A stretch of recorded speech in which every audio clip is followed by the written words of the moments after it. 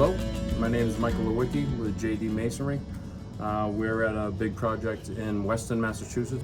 Residential, 1928, all stone and brick structure. For me, the biggest thing is there's no way to achieve what we've achieved here with the 1-inch depth all the way around every side of the brick. There's no way to achieve it using any other tool than the ALLSAW. Without the ALLSAW, trying to achieve this depth, there's plenty of guys out there who just use the grinder. You end up with the concave joint that doesn't get nearly as deep at the top and bottom of the joints, and then you are hitting it with a chisel, which when the mortar is as hard as it is in some of the spots on this house, the impact is awful. It's way more intrusive than that ALLSAW is. That ALLSAW, you don't feel when you're hitting this with this particular building with a chisel and with the mortar as hard as it is, you're feeling the surrounding 3 square feet rattle. With the ALLSAW, there's no invasive nature to it at all.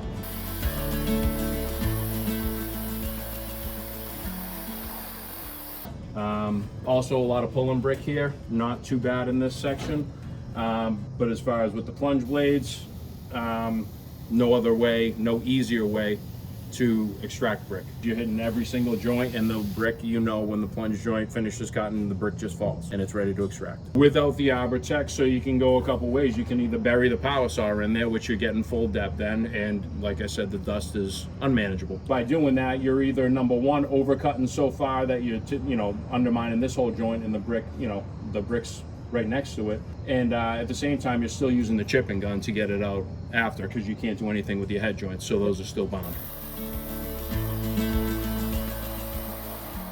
Problem that it's solved is the dust, which even without using the vac system, the dust is falling to the ground. It's not nearly as airborne, which is a big thing for all our guys here. The new tool in general, that 200, is beautiful to run. The guys love running it, and yeah, the quick change blades, been waiting for that for years. It's a little bit of a learning curve. Once you get used to the tool, there's nothing really bad about it. There's nothing bad about it. Easy to use, ergonomically, it's nice. None of the guys mind using it. It's just a great tool the way it's designed, and you would think the impact may be higher, the impact may be harder on the brick and on your hands and your arms, but it's really not.